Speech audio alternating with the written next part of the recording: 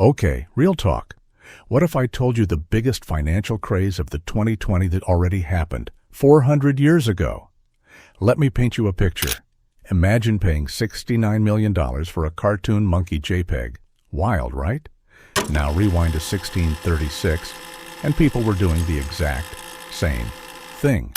Except instead of NFTs, they were losing their minds over tulips. Yeah, flowers. Here's the kicker. One single tulip bulb back then could buy you a mansion. A mansion. And just like your cousin who went all in on Bored Apes, those Dutch traders woke up one day to find their fortune gone. Poof. But here's why this isn't just some history lesson. The same tricks they used to hype tulips, identical to what crypto influencers do today. The fake scarcity, the status symbols, even the FOMO memes, except theirs were, handwritten pamphlets. So tonight, we're connecting the dots between viral greed and ancient flowers. You'll see exactly how a 17th century bubble predicted your Twitter feed. And trust me, by the end, you'll never look at digital art or your grandma's garden the same way again. Stick around, because history's greatest scam, it's still happening. Let's time travel to Amsterdam, 1636. The air smells like salt water, spices, and desperation. Because right now, the hottest commodity in Europe isn't gold or silk. It's flowers. But not just any flowers. Meet the Semper Augustus, a tulip so rare its petals look like they've been painted by the devil himself. Crimson streaks on snow-white petals caused by a tulip-breaking virus. And this virus? It's about to break the Dutch economy too. Here's the insanity. At the peak of Tulip Mania, a single Semper Augustus bulb sold for 5,500 guilders. To put that in perspective, a skilled sailor earned 900 guilders a year. So yeah, this flower cost 6 years of backbreaking labor for a plant that hadn't even bloomed yet. And get this, people weren't even buying actual tulips. They were trading futures contracts called wind handle, wind trade. You'd bet on bulbs still in the soil, passing paper promises like hot potatoes. One trader wrote in his diary, "We're paying fortunes for air." The craze got so out of hand, towns held tulip tavern auctions after work. Craftsmen sold their tools, wives their dowries, all to buy into the next sure thing. One brewer famously traded his entire brewery for 3 bulbs. Why? Because tulips weren't just flowers anymore. They were Veblen goods. Their absurd prices made them desirable. A flex. The 1600s version of a CryptoPunk profile picture. But here's where it gets dark. By February 1637, the bubble burst. At a Haarlem tavern auction, a batch of bulbs fetched 0 bids. Panic spread faster than the tulip virus. Within days, bulbs worth a mansion were cheaper than onions. Ordinary people lost life savings. The government tried to cap prices at 3.5% of peak value. Nobody listened. So why does this matter? Because Tulip Mania wasn't about flowers. It was about human nature, greed, herd mentality, and the dopamine hit of a get-rich-quick scheme. Sound familiar? Oh, we're just getting started. All right, let's talk about the real madness here. Wind handle, literally wind trade. Because these guys weren't just buying tulips, they were trading promises about tulips that didn't even exist yet. Imagine buying a PDF of a concert ticket for a band that hasn't formed. That's wind handle, and it's about to break the world's first futures market. Here's how it worked. Let's say you're Jan van der Meer, a barrel maker. You hear a rumor that Admiral van der Eyck is planting Semper Augustus bulbs. You don't have guilders to buy actual bulbs, so you go to the tavern and grab a beer with a guy named, let's call him Sketchy Hendrik. Hendrik sells you a contract for 10 bulbs, still in the ground, months from blooming. You pay 10% up front. Now, you don't want the bulbs. You just want to flip that contract to the next sucker for 20% profit. And that guy flips it again and again. By winter, that piece of paper's changed hands dozens of times. The bulbs? Still buried. The profit? Pure fantasy. And here's the kicker. No regulations, no collateral, just vibes. The Dutch invented modern finance and its dumbest loopholes. One clerk wrote, "Men trade roots like ghosts, chasing wind." But wait, it gets worse. These contracts had no expiration dates. You could resell them forever. So bulbs got traded 500 times without ever being dug up. It was like a game of hot potato, except the potato was imaginary, and losing meant starvation. Now, meet Peter Koss, a real-life weaver who sold his loom to buy tulip contracts. His diary entry, "God help me, I've mortgaged my children's future for a flower I'll never hold." By January 1637, the entire Dutch economy ran on these paper promises. Then, pop. One night in Haarlem, a bulb batch got 0 bids. Panic spread like the plague. Contracts worth a king's ransom became kindling. Here's the twist. Windhandle wasn't stupid. It was genius until it wasn't. Futures contracts today let farmers hedge crop risks, but in 1637, they were pure gambling. No oversight, no limits, just greed wearing a fancy ruffled collar. Sound familiar? Replace tulips with Bitcoin ETFs and taverns with Discord servers. And suddenly, the 17th century doesn't feel so distant. February 3rd, 1637. Haarlem, temperature, freezing, mood, panic. Because tonight, at this exact tavern, history's first viral market dies. Let's set the scene. Dozens of traders cram into this room, breath visible in the cold. They're here to sell bulbs. But when the auctioneer slams his gavel, nothing. No bids, just silence. One merchant laughs nervously. Another storms out. Within hours, word spreads. Tulips aren't worth anything. The crash wasn't gradual. It was a free fall. Bulbs that sold for 5,500 guilders yesterday, now worth less than an onion. A sailor who traded his life savings for a viceroy tulip broke by dawn. Peter Koss, our weaver friend, wrote, "The world has gone mad. My contracts are ash." But here's the twist. No one saw it coming. The day before the crash, a bulb sold for 1,250 guilders in Alkmaar. The next morning, 0. How? Because Tulip Mania wasn't a stock market. It was a house of cards. When Haarlem's auction failed, everyone realized the bulbs they'd been trading weren't rare, just overhyped. Desperate traders begged local courts to enforce contracts. The Dutch government scrambled, slashing prices to 3.5% of peak value. But nobody paid. Taverns banned tulip talk. People pretended it never happened, like a bad Tinder date with the economy. The weirdest part? Tulips didn't disappear. They kept blooming in gardens. But their magic, that irrational glow of easy money, was gone. Poof, like a Snapchat streak. So why does this matter? Because the Haarlem crash wasn't about flowers. It was about what happens when belief dies. When the story we tell ourselves, this time it's different, hits reality. And trust me, we're going to see this script repeat itself verbatim in the NFT chapter. Well, at least for some of them. Let's get one thing straight. Hustlers gonna hustle, whether they're using quills or iPhones.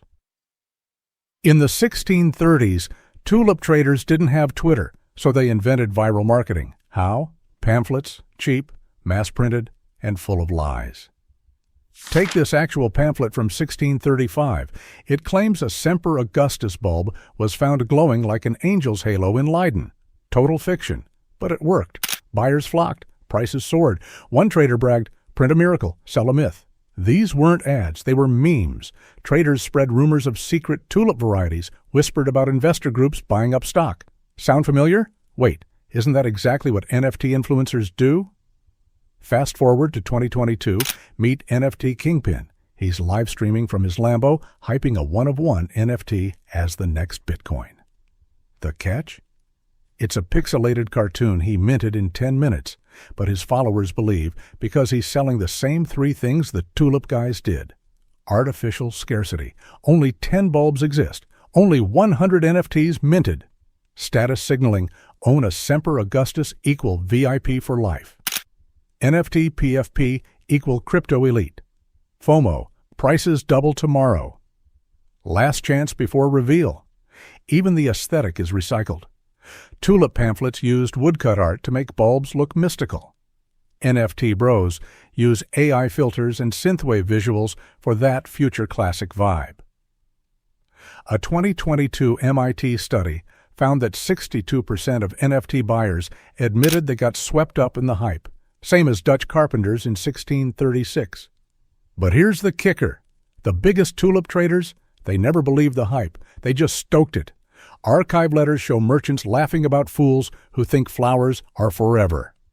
Cut to 2022, a certain crypto CEO texts his execs, "Our NFTs are worthless, keep pumping." So, next time you see a rare one-to-one drop, remember, you're not looking at innovation, you're looking at history's greatest hits. And the chorus is always the same, buy now or regret forever.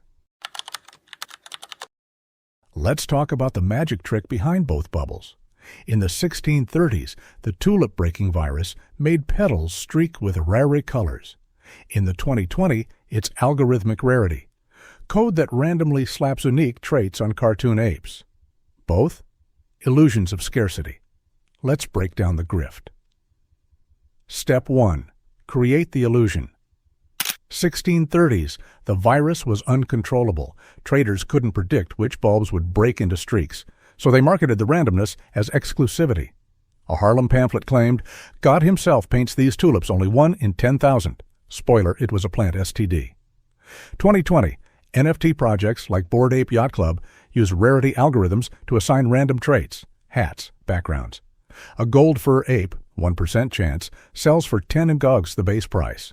Developers admit it's just math, but people think it's fate. Step 2.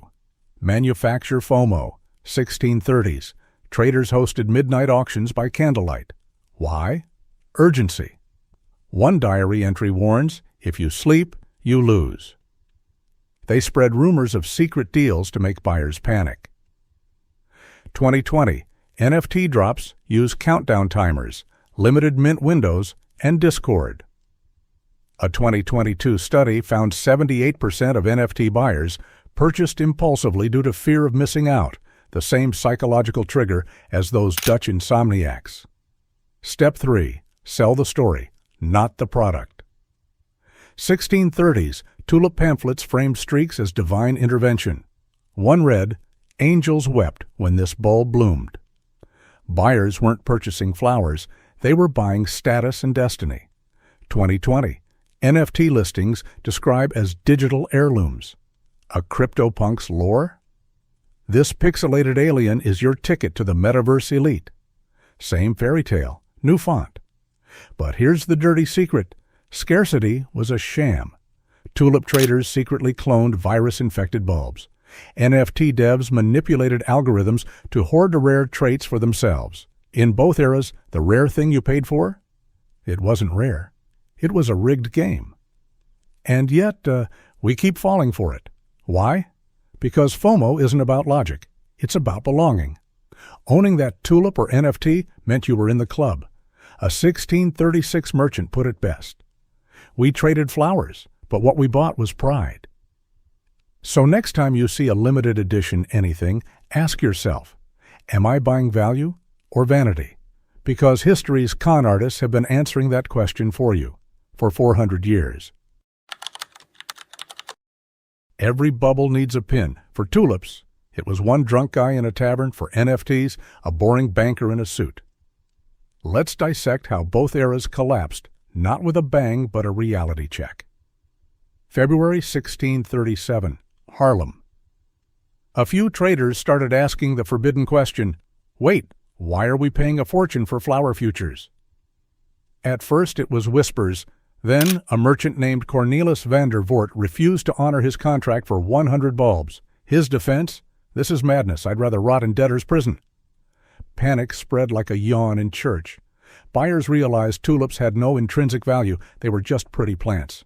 One lawyer wrote, the bulbs became curses. Men hid them like corpses. By March, courts overflowed with lawsuits. But you can't sue a bubble. Now, fast forward to 2022. For years, cheap money fueled NFT mania. Near zero interest rates let everyone play investor. Then, the Fed hiked rates 7 times in a year. Overnight, free money vanished. Why did this kill NFTs? 3 reasons. Crypto credit crunch. Loans got expensive. No more buying JPEGs with leverage. Investor PTSD. Stocks crashed. People cashed out anything risky, including the so-called digital art. The greater fool died. No new buyers meant the last fool holding the NFT was you. Projects like Bored Apes lost 90% of their value. A Coinbase report found 95% of NFTs minted in 2021 became worthless. Sound familiar? It's Harlem 2.0. Just replace guilders with gas fees. Both crashes share a brutal truth. Speculation starves without cheap money and blind faith. Tulips needed guilders flowing. NFTs needed near-zero rates. When the real world intruded, a skeptic's doubt, a central banker's decision, the fantasy evaporated. But here's the twist. Not everyone lost. The 1637 smart money? They'd already cashed out buying land. The 2022 whales? They dumped NFTs before the Fed meeting. Peter Kos and the retail buyers? Left holding the bag or the bulb. So, next time someone says, this time it's different, remember, the triggers change, the reckoning doesn't. Whether it's a drunk Dutchman or a Fed chair, someone always calls BS. Let's get existential for a sec. Why do we care so much about owning things that aren't really things? A piece of paper for a tulip bulb buried in a field, a JPEG token on a blockchain. Neither can be held, smelled, or hung on a fridge, and yet we'll fight, borrow, and bankrupt ourselves for them. Why? Buckle up. We're diving into the human brain's greatest glitch. Meet the endowment effect, a psychological quirk where we value things more simply because we own them. In 1637, a bulb certificate became a badge of identity. One merchant wrote, "To sell my tulip is to sell my soul." Fast forward to 2022, NFT owners describe their tokens as digital extensions of myself. Same software, different hardware. Here's the kicker. Tulip traders and NFT collectors both ritualized ownership. The Dutch framed certificates in oak. We frame NFTs in virtual galleries. It's not about utility. It's about control. And our brains reward that control with dopamine hits, whether you're holding parchment or a private key. Owning something rare isn't just about wealth. It's about belonging. Tulip certificates granted entry to elite trading guilds. NFTs unlock private Discord channels and yacht parties. Both are membership tokens for clubs where the price of admission is believing the hype. A 2023 Stanford study found NFT owners reported 74% higher social confidence online. Similarly, 1630s letters show merchants bragging about tulip deals to impress in-laws. As one psychologist put it, we don't buy assets, we buy audiences. Finally, we're suckers for a good story. Tulip traders spun myths of bulbs sprouting from dragon's blood. NFT grifters preach about revolutionizing ownership. Both tap into our craving for meaning, transforming greed into destiny. Cognitive scientist Robert Shiller calls this narrative economics, the way stories spread like viruses, overriding logic. In 1637, the story was tulips are God's currency. In 2022, it was NFTs are the future of art. Different plot, same emotional malware. So here's the uncomfortable truth. Our brains haven't upgraded since we traded shiny rocks. Ownership, real or imagined, triggers primal circuits for status and survival. Tulip certificates and NFTs are just placeholders for the same ancient hunger. But hey, awareness is step one. Next time you feel that itch to own the next big thing, ask yourself, am I buying value or feeding a Stone Age ego? Because until we outgrow our wiring, history's bubbles will keep recycling with better graphics. Let's end with a truth we often forget. Every financial disaster plants seeds for a fairer future. Tulip Mania wasn't just a cautionary tale, it was the messy birth of modern finance. The Dutch didn't just curse their bad luck, they built systems to prevent it from happening again. And those systems, they're the reason your money isn't literally buried in tulip fields today. After the tulip crash, the Dutch did something radical. They invented futures trading regulations, no more gambling on wind. Contracts needed collateral, prices had to be transparent. These rules became the blueprint for everything from Wall Street to your retirement fund. Economist Charles Kindleberger put it best. Crises are the price of progress. Fast forward through history, 1720. The South Sea Bubble birthed corporate accountability laws. 1929. The Great Depression gave us the SEC. 2008. The housing crash spawned fintech and stricter banking safeguards. Each disaster forced us to build smarter, not just richer. Today's financial world is no less chaotic: cryptocurrencies, AI-driven trading, meme stocks. But here's the twist. We're repeating history's greatest hack. Just like the Dutch turned tulip madness into trust, we're using past crashes to shape tomorrow's safeguards. Algorithmic audits. AI trading bots now require transparency logs, preventing black box market manipulation. Global coordination. The 2008 crisis taught us banks can't self-regulate. Now, bodies like the Financial Stability Board police systemic risk across borders. Consumer protections. Ever read a credit card agreement? Thank the 1970s inflation crisis for truth in lending laws. Are these systems perfect? Absolutely not, but they prove a vital lesson. Human greed is predictable, but so is human ingenuity. So, what's the point of remembering Tulip Mania? Simple. Complacency is the real bubble. Every financial innovation, from wind handle to Bitcoin, starts as a wild frontier. But history's crashes remind us, without guardrails, frontiers become minefields. The Dutch didn't stop trading after 1637. They stopped trading stupidly. And that's our task today. Keep the markets open, creative, and free. But never free from consequences. So, next time you invest, remember, that 401k or crypto wallet isn't just your money. It's a chapter in a 400-year story about learning, failing, and growing wiser. Let's make sure the next chapter's hero isn't another crash, but the systems we built to outsmart our own mistakes. So here's the million-guilder question. Will we learn from history or keep repeating it? The answer isn't in a textbook. It's here, in the choices we make today. If you're ready to decode the past to navigate the present, hit that subscribe button. Every week we dive into forgotten stories that explain the chaos of now. Subscribe to the Past Prologue, and let's turn history's warnings into tomorrow's wisdom. Smash that bell so you never miss when the past becomes your prologue. Oh, and drop a comment below. What's the next to Tulip Mania? NFTs? AI? Something we haven't even imagined? Let's get debating, because history doesn't just repeat, it listens. Stay curious, stay savvy, and remember, the past isn't gone. It's the prologue.